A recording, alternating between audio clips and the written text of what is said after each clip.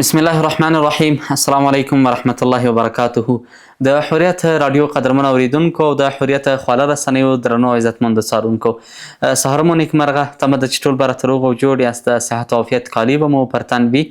سهار پیغام خپرونه را پیل شوه. کوربه مو زه اعظم الله باوري یم. له نیکه مرغه نن هم په خپرونه کې یوازې نه یم. داسې یو ځوان راسره په خپرونه کې میلمه دی چې د پښتو ډیجیټل کېدو ته ملا تړلې ده، خوارۍ کوي، هڅې کوي په دغه برخه کې. له ده سره به بحث به ورسره لرو، خبرې اترې به ورسره لرو چې د پښتو په ډیجیټل کېدو برخه کې څومره کار کړی دی او د ده فعالیتونو په اړه به هم ورسره خبرې کوو.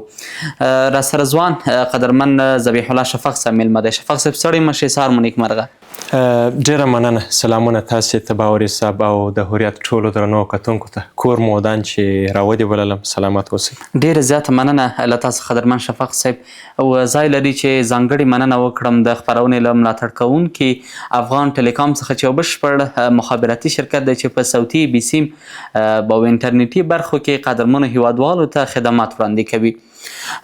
شفق صاحب، راځو دې ته په لومړیو کې موزیلا کامن وایس څه ډول پروژه ده او اصلي موخه یې څه ده؟ ډیره مننه. موزیلا کامن وایس البته د یو هڅې نوم به ورکړو ځکه چې ټول کار یې رضاکارانه دی او د ژبو لپاره دی. دغه هڅه په 2019 میلادي کې رامنځته سوله. د دې لپاره رامنځته سوله چې هغه ژبې چې د ټکنالوژي له ډګر څخه لیرې پاتې هغه قوي کړي، ډیجیټلي کړي او د ټکنالوژي سره یې اشنا کړي. په هغو ژبو کې پښتو هم یوه هغه ژبه وله چې په کلتوري لحاظ باندې غني وه، په ادبي لحاظ باندې طبعا پښتو ژبه یو ډیره قوي ژبه ده.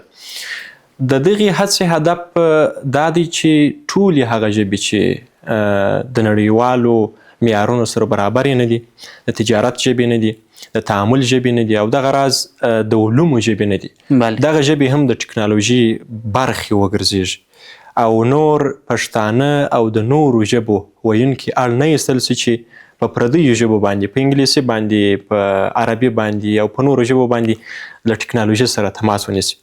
په ټوله کې د موزیلا کامن وایس هدف دا دی چې هغه وروسته پاته ژبې چې له ټکنالوژي څخه لیرې پاته وي هغه غني کړي. ځینې محلي ژبې، ما د پښتو مثال ورکوي، په دغه برخه کې سندي ژبه هم راځي، بلوچي ژبه هم راځي، کردي ژبه هم راځي، دري حتی هم په دغه برخه کې یادولی سو ځکه دري ته هم ډېر کار نه دی سوی. نو د موزیلا کامن وایس هڅه دا ده چې دغه ژبې د ټکنالوژي برخه اوسیږي او د دغو ژبو غږیز ډیټابیس په انټرنیټ کې ډیر سي، یا غږیز بانک چې ورته وایي، یا پروسس ورته وایي، سن پروسس ورته وایي، دغه په انټرنیټ کې او د انټرنیټ په نړۍ کې پیاوړی سي تر څو پورې د هرې ژبې څخه غږونه ډېر اوسیږي، تر څو پورې په راتلونکي کې د آی موډلونه، د ټکنالوژي سیسټمونه په هغو ژبو باندې پوه سي، د هغو ژبو ویونکي په خپلو ژبو باندې له ټکنالوژي څخه معلومات واخلي، ټکنالوژي ته معلومات ور داخل کړي. ډېره زیاته مننه قدرمن شفق صاحب. راځو دې ته تاسو د موزیلا کامن وایس په اړه باندې قدرمنو لیدونکو ته معلومات وړاندې کړل. موزیلا کامن وایس پښتو ژبې ته څه ګټه رسولی شي؟ خورا ډېرې ګټې. تر ټولو مهمه دا ده چې پښتو د انټرنیټ برخه وګرځېږي. ځینې کمپنۍ، ځینې شرکتونه لکه ګوګل، میټا، ایفل او ځینې نورې کمپنۍ پښتو په خپلو شرکتونو کې وکاروي، په خپلو برخو کې وکاروي او اضافه کړي. دغه راز په موزیلا کامن وایس کې د پښتو شتون یا د پښتو اضافه کول پښتو متن په غږ او پښتو غږ په متن په راتلونکي کې اړولی سي. تاسې وګورئ بیخي ډېرې مرکې سوي دي کله چې دغه رسنیزه برخه په افغانستان کې په خاص ډول په پښتو ژبه کې قوي سوله. مرکې، پوډکاسټونه، دغه راز مقالې، غونډې، دا ټولې که په اصطلاح باندې په متن باندې واوړي، په راتلونکي کې به د پښتو متن ډېر قوي سي. یعنې موږ به په ویبپاڼو کې قوي متن ولرو، په ځینو سایټونو کې به متن ولرو، یعنې د متن برخه به قوي سي. او دغه راز که یو څوک مقاله لیکي، په پښتو باندې مقاله لیکي پر یو موضوع باندې، مثلا پر یو ناول باندې څوک یو مقاله لیکي چې ناول څه ته ویل کیږي، کرکټرونه یې باید څنګه وي، منظرکشي یې باید څنګه وي، په اصطلاح باندې پلاټونه یې باید څنګه وي، پیغام یې باید څنګه وي. که په لیکلي ډول باندې څوک هڅه کوي نو خورا ډېر وخت ځینې نیسي. خو که چیرې په ویلي ډول باندې دی پر دې موضوع باندې خبرې وکړي او هغه خبرې اتومات متن ته واړي، په ډېر اسانه ډول به د مقاله تولید کړي، په ډېر اسانه ډول به د په لیکلي ډول باندې محتوا تولید کړي، او په دې سره به په راتلونکي کې د پښتو ژبې په برخه کې د متن په برخه کې کار شوی، د غږ په برخه کې به کار شوی. دغه راز بله تر ټولو مهمه ګټه دا ده چې ځینې کلیوال پښتانه، ځینې بزګران، زموږ ځینې معلومین چې یا نابینا دي یا له نورو صحي ستونزو سره مخ دي، هغوی به په ډېر اساني سره د ټکنالوژي سره تماس نیولی، د ټکنالوژي د لارې به معلومات اخلي، خپرونې به اوري، پوښتنې به ځینې کوي، د AI ځینې موډلونه دي اوس ځوانان ډېر استفاده کوي. دا یوه بله ګټه شوه. او تر ټولو مهمه ګټه یې دا ده چې پښتو به د ډیجیټل نړۍ یوه برخه اوسېدلې، او پښتو ژبه په راتلونکي کې د ټکنالوژیکي سیسټمونو د تاثیر څخه لرې پاتې نه وي، بلکې د AI د انقلاب سره به عیار شوي. ځکه هغه ژبې چې د AI د انقلاب څخه لرې پاتې کیږي په شفاهي ډول به تبن کوي، په کلتوري ډول به تبن کوي، په ادبي لحاظ به خورا لرغوني. خو که د ټکنالوژیکي میدان څخه لرې پاتې سولې نو بیا به د هغو ژبو ویونکي، په خاص ډول د پښتو ژبې ویونکي تل اړیستل کیږي چې په انګلیسي او په نورو ژبو د AI د موډلونو سره خبرې وکړي. که د یو څه په اړه سرچ کړي په نورو ژبو به دوی ته معلومات راوړي. که په ګوګل ماپ کې د کابل و، د کندهار و، د ځینو نورو ښارونو، د ځینو ځایونو په اړه، د ځینو موقعیتونو په اړه پلټنه کوي، هغه ځایونه به ټول په فارسي و، په عربي و، په اردو، په انګلیسي ورته راوړي، په خپله ژبه به نه ورته راوړي. یعنې په ټوله کې به موږ په خپله ژبه محتوا نه لرو په انټرنیټ کې. دا ټولې ګټې دي چې د موزیلا کامن وایس د لارې کار ورته کیږي. خو تر ټولو عمده ګټه چې تر ټولو عمده ګټه دا ده چې په انټرنیټ کې د غږیز بانک کوي، غږیز ډیټابیس کوي، یعنې غږونه ډېر سي چې په راتلونکي کې د AI موډلونه پښتو غږونه وپېژني، یعنې پښتو غږ په متن واړي، پښتو متن په غږ باندې واړي. موږ او تاسې که چیرې په روزمره ژوند کې خبرې کوو، مرکه کوو، یا د یو بلې موضوع په اړه خبرې کوو، دا که بیا یوټیوب ته پورته کیږي په بل هیواد کې، په اروپا کې د یوې بلې ژبې ویونکی که غواړي چې په هغو خبرو باندې وپوهیږي، هغه کس ته به زموږ او ستاسې خبرې په اتومات ډول په خپله ژبه ژباړل کیږي. یا که موږ یوه بهرنۍ مرکه یا د نورو اوسیدونکو خبرې را اخلو او په خپل پښتو باندې ژباړو، موږ ته به هغه ټرانسلیټ په پښتو باندې کیږي، په اتومات ډول به موږ ته ژباړل کیږي. نو دغه د پښتو لپاره د موزیلا کامن وایس د هڅې تر ټولو مهمې ګټې وې چې ما ډېره زیاته مننه قدرمن شفاق صاحب. قدرمن اوریدونکو ته مو هم قدرمن اوریدونکو لیدونکو ته مو یادونه وکړله چې شفاق صاحب په دغه برخه کې کار کوي. څه وخت مو دغه کار ته ملا وتړله، له کومه کاله مو راپیل کړ، او د پښتو په ډیجیټل کېدو کې مو تر اوسه څومره کار کړی دی؟ ډېره مننه. په تېر 2025 سپټمبر کې موږ دغه هڅه راپیل کړله. که څه هم موزیلا کامن وایس سایټ چې تر 200 ډېرې ژبې پکښې شاملې دي، خو زموږ پام په تېر کال کې ورته سو. تر دغه دمخه د کرښې هغې غاړې ته ځینو ځوانانو دا هڅه کوله، خو ډېره دغه هڅه معمول نه وله، عامه نه وله. تېر کال موږ دغسې فکر وکوی چې د پښتو د ډیجیټل کېدنې لپاره یا په انټرنیټ کې د پښتو د غږونو د پانګې د زیاتونې لپاره دا تر ټولو یو ښه فرصت دی، موږ باید استفاده ځینې وکړو. هغه و چې موږ ګروپونه جوړ کړلو، د پوهنتونو ځینې محصلین را سره وو، ځینې ادیبان را سره ولو، ځینې خارج میشتي پښتانه ملګري را سره ولو چې منندوی یو موږ هر وخت. نو په ټولو سره مو دغسې یو ترتیب را جوړ کړئ، ګروپونه مو جوړ کړلو. بیا مو په هر ګروپ کې خپل ملګري روزله، د دغې هڅې په اړه مو معلومات ورکوله چې بیا په عمومي ډول دا کمپاین هم ډېر خپور سولو او خلکو ډېر زړه ورته ښه کوي او ډېر مثبت تاثیر یې وکوي. له ډېر تود هرکلي سره بلکل مخ سولو دغه ګام، دغه هڅه. نو تر اوسه پورې موږ په دغه هڅه کې که ووایم 3 میلیونه غږونه راټول کړي دي د پښتو ژبې د بېلابېلو لهجو څخه، د کندهارۍ لهجې څخه یا د جنوبي لهجې څخه، د یوسفزۍ لهجې څخه، د مرکزي لهجې څخه. یعنې 3 میلیونه غږونه باوري صاحب دونه زیات دي. که چیرې اوس یو څوک هڅه وکړي چې دا غږونه واوري، که اوس چالان کې میاشتې میاشتې وخت به ونیسي چې دغه غږونه خلاص شي. او 15 لکه مختلفې جملې، پر اصولو برابرې جملې، ادبي جملې، تاریخي، روغتیایي، اسلامي جملې، دغه راز پیغامیزې جملې دا مو ورته اضافه کړلې. د والیډیشن یا بیا اورېدلو په برخه کې مو 50-50% کار وکوي، ځکه هلته چې یو څوک غږیږي هغه باید هلته بل نفر وا هم وري. یو جمله چې یو څوک اضافه کوي بیا یې وایي، بل څوک یې باید واوري تر څو پورې د AI هغه موډلونه پروسس کړي او واخلي. نو 3 میلیونه غږونه اوس لپاره موږ لرو. دغه مو د AI ځینې کمپنیو ته تر اوسه پورې نه دي ورکړي، ځکه د پروسس لپاره دوی باید دغه غږونه واخلي او پروسس یې کړي. او 15 لکه جملې لرو، طبیعي جملې. 50% کار سرته رسول شوی دی د اورېدلو په برخه کې، او د خپلواکي وینا په برخه کې مو تازه کار پیل کړی دی چې په دغه برخه کې بیا موږ غږ په متن اړو، متن په غږ اړو. په دې برخه بر سره غږیږو. قدرمن شفق صاحب، راځو دې ته د پښتو ژبې اوسنی وضعیت د AI او ټکنالوژي په نړۍ کې څنګه ارزوئ؟ نسبتاً ښه دی. د متن په برخه کې اړتیا ډیره ده. متن نه دی تولید شوی. موږ که چیرې پلټنه کوو، ریسرچ کوو، د پوهنتون استادان ریسرچ کوي، محققین ریسرچ کوي، یا هم ځینې څېړونکي، نو په الکترونیکي لحاظ باندې په پښتو ژبه دوی ته معلومات ډیر کم وي. که موږ په ګوګل کې د یوې موضوع په اړه پلټنه کوو، یوازې 10% معلومات په پښتو ژبه موږ ته راوړي، 90% به د نورو ژبو معلومات وي.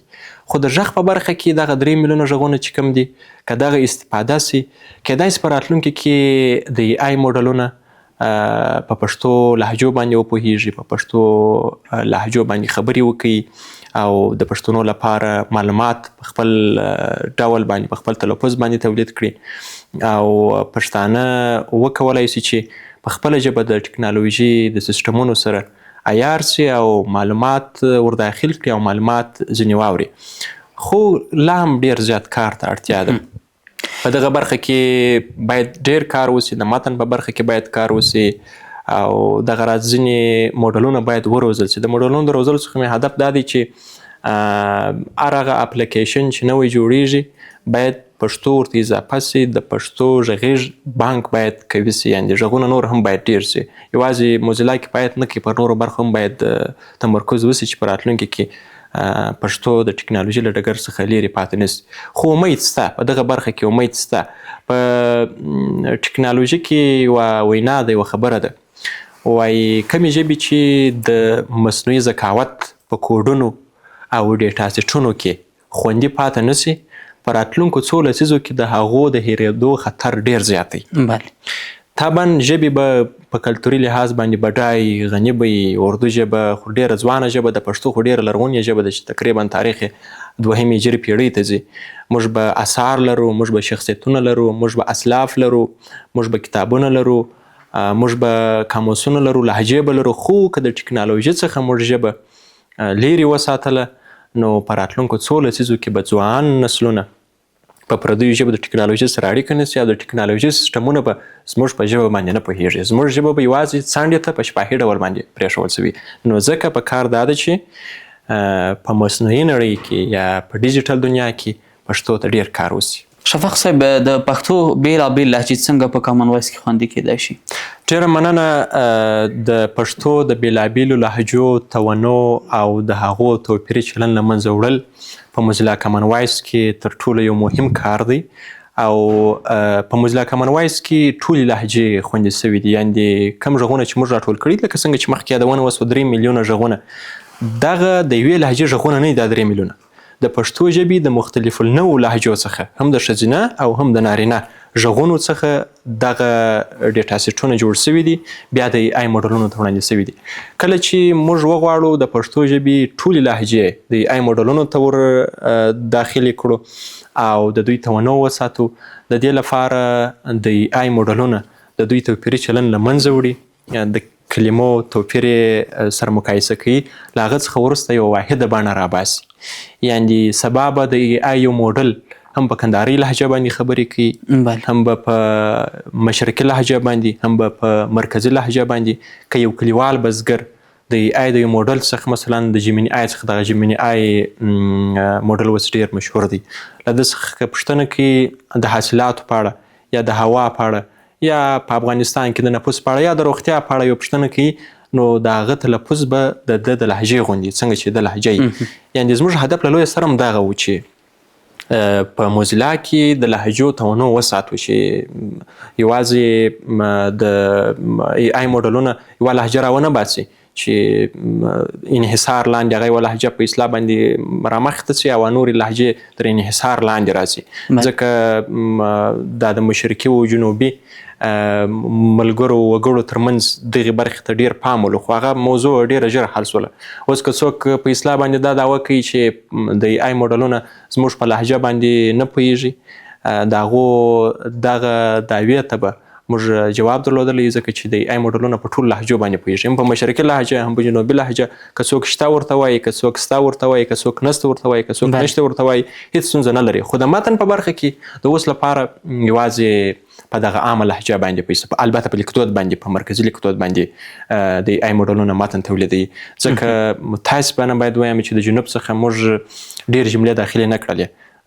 په لوی کندهار کې استادان ول د پوهنتونونو له هغو سره موږ په تماس کې سولو. دوی تر خپله حده کوشش وکوئ په میرویس نیکه پوهنتون کې غونډه ورته ونیوله، هغو کسانو ته چې ډېر غږونه یې ثبت کړي ولو، ډېر غږونه یې اورېدلي وو، جایزې یې هم ورکړلې. موږ یې منندوی یو، دوی راسره همکاره ولو، نه یوازې د لوی کندهار څخه د کرښې د هغې غاړې څخه د کوزې پښتونخوا څخه زموږ سره ادیبان، مشران او استادان همکاره وله. یعنې د دغې هڅې یوه تر ټولو عمده ګټه دا سوله چې په یو اتفاق باندې، په یوه ناره باندې د پښتو مختلف النوع لهجې سره یو ځای سوې، د پښتو ژبې بېلابېل استادان، څېړونکي، د هرې سیمې څخه اوسېدونکي یو ځای سوله، نظرونه یې سره تبادله کړله او یو بل ته مثبتې مشورې ورکړې او دغه کار او دغه ګام لپاره یې خپلې هڅې ونه درېغولې.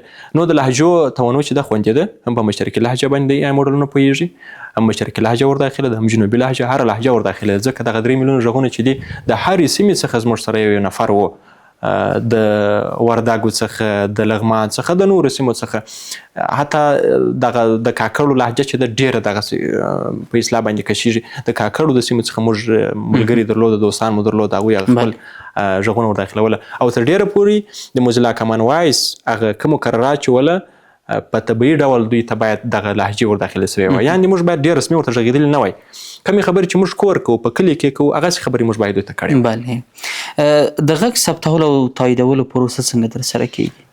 داسې دی چې دا یو سایټ دی موزیلا کامن وایس، په ګوګل کې کامن وایس سرچ سي خپل سایټ ته راړي، بیا 200 ژبې کې پکښې دلته پښتو ژبه انتخابېږي. پښتو ژبه چې انتخاب سوله د جملو اضافه کولو برخه سوه، د غږ ثبتولو برخه سوه، د غږ اورېدلو برخه سوله. د جملو اضافه کولو په برخه کې موږ یوه جمله اضافه کوو، کومه جمله چې مو اضافه کړله هغه د غږ ثبتولو په برخه کې راړئ. هغه جمله راته راړئ، دلته یې موږ ثبتوو. کله چې موږ دا جمله ثبت کړله، بله جمله راړئ، بله راړئ، بله راړئ. له دې څخه وروسته د غږ اورېدلو په برخه کې، د والیډیشن په برخه کې، هغه جمله چې یو چا ثبت کړي هغه ورته راړئ. که چیرې د مقرراتو برابروله، پر اصولو برابروله، غیر اخلاقی نه وله، علمي جمله وله، هغه نفر یې تاییدوي. غږیزه ککړتیا یې نه درلوده یا مثلا خالي نه و ثبت سوې، هغه نفر یې تاییدوي. بیا چې بل نفر تایید کړي، بل نفر یې تایید کړي، 3 نفره یې تایید کړي، دا غږ نور د AI موډلونو ته ولاړی، هغه یې په راتلونکي کې پروسس کوي. د غږ ثبتولو په برخه کې موږ جملې لولو او د بیا اورېدلو په برخه کې هغه جملې موږ ته رااړئ تر څو پورې موږ دا قضاوت وکړو چې دا جمله سمه ده او که ناسمه ده.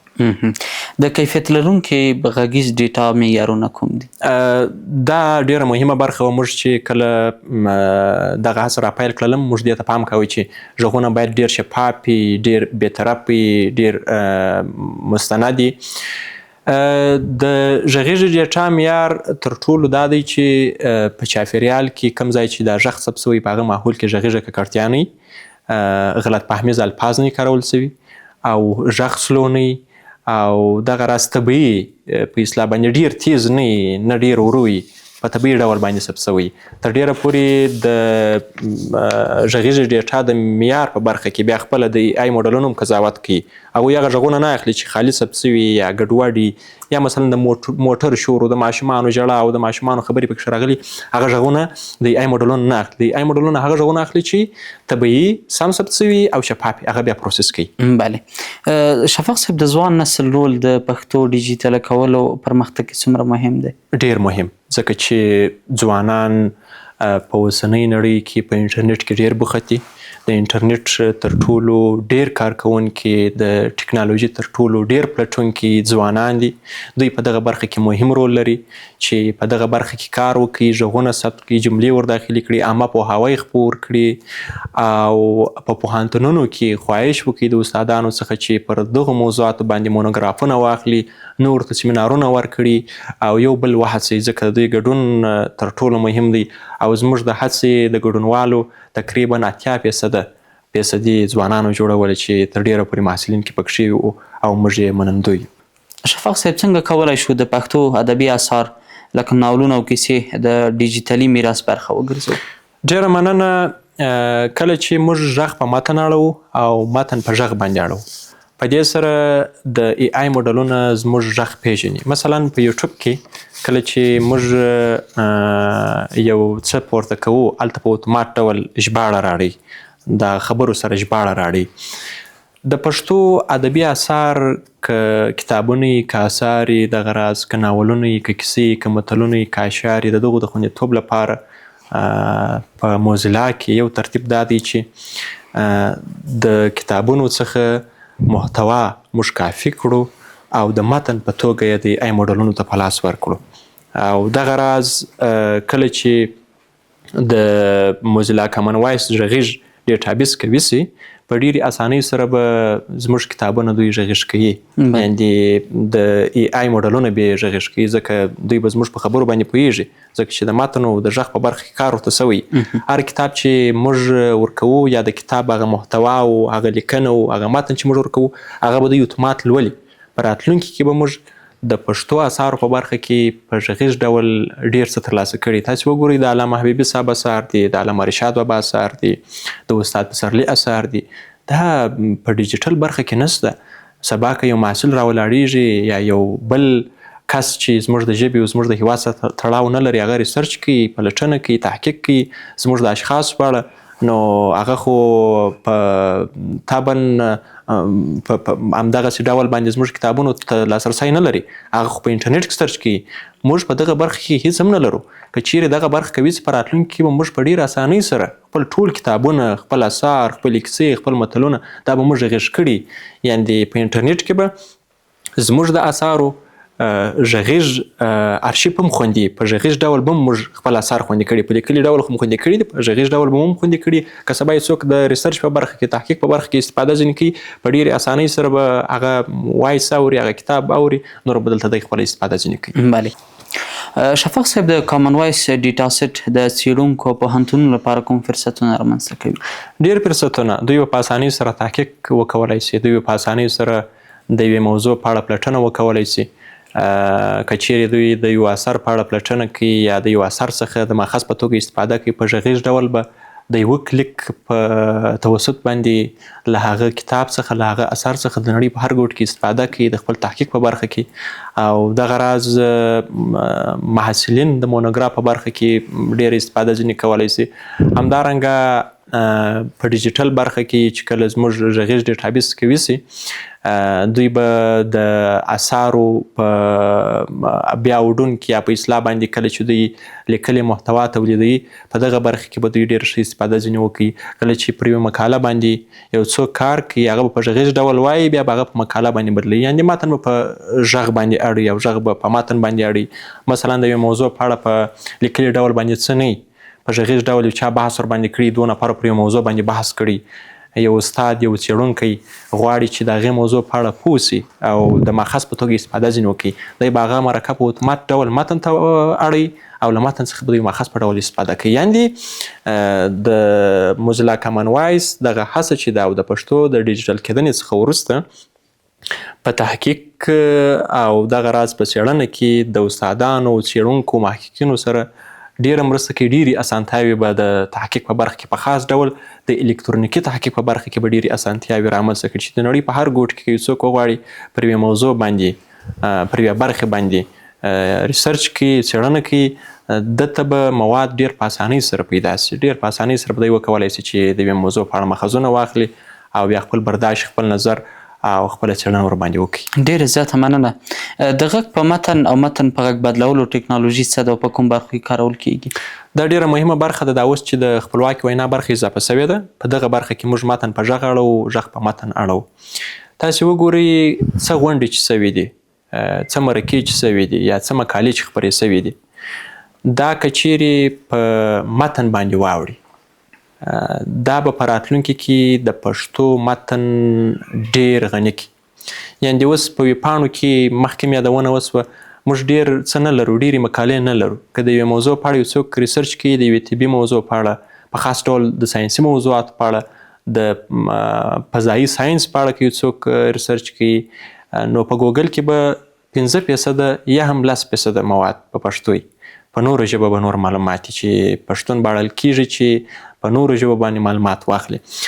دلته که چیرې دا ټولې غونډې او مرکې او بحثونه په متن واوړي، په راتلونکي کې به په ویبپاڼو کې په متني لحاظ باندې موږ ډیر مواد درلودلی. دغه راز په ټولنیزو رسنیو کې به مواد ډیر درلودلی، ریسرچ به راته اسانه وي. همدارنګه که چیرې په دغه برخه کې مخته ولاړ سو، دغه کم متن چې دی، یعنې کله چې موږ متن تولیدوو، هغه به په اتومات ډول په غږ باندې راته اوړي. یعنې کله چې موږ د یوې موضوع په اړه یو څه لیکو، دا به ډیره سخت دی. کله چې موږ غږیږو، هغه غږ بیا په متن اړوو، په ډیرې اسانۍ سره به موږ د یوې موضوع په اړه په متني ډول باندې محتوا تولید کړي. دغې برخې ته زموږ اوس ورپام شوی دی او دا برخه دې وروستیو کې اضافه سوه. اوس هم موږ کار پکښې کوو. په کار دا ده چې نور هم کار پکښې وسي. تر اوسه پورې له د ای آی موډلونه پښتو غږ سم نه پیژني چې په راتلونکي کې په یوټیوب کې استفاده کړي. دا د ټرانسلیټ برخه په یوټیوب کې نشته، دا په راتلونکي کې اضافه سي. کله چې په یوټیوب کې پښتو مرکه یو څوک ګوري، په هره ژبه چې دی وغواړي، هغه به په هغه ژبه دته هلته ټرانسلیټ کیږي او دی به ویني. ډېر زیاته مننه قدرمن شفق صاحب. د وروستۍ پوښتنې په توګه ستاسو په اند د موزیلا کامن وایس پروژه به د پښتو ژبې ډیجیټلي راتلونکی په کومه کچه بدل کړي؟ د غږونو په برخه کې د موزیلا کامن وایس هڅه ډېره بریالۍ ده، ځکه د غږیز بانک په برخه کې ډېر کار وکوی. 3 میلیونه غږونه موږ پیدا کړله.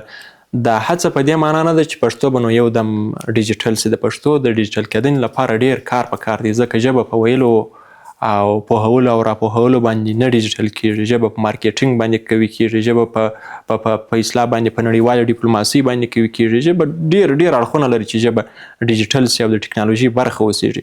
زموږ هدف دا دی چې په انټرنیټ کې غږیز بانک قوي کو، په انټرنیټ کې خپل غږونه ولرو، تر څو د ای آی ټول موډلونه زموږ په ژبه باندې وپوهیږي. تاسې وګورئ دا ځوانان په اوسنیو وختو کې د ای آی موډلونه ډېر استفاده کوي. که د یوې موضوع په اړه دی ریسرچ کوي، نو په راتلونکي کې چې دغه غږونه استفاده کړي د ای آی موډلونه، جیمین آی به زما او ستا په لهجه باندې راته غږېږي، جیمین آی به د یو بزګر په لهجه باندې غږېږي.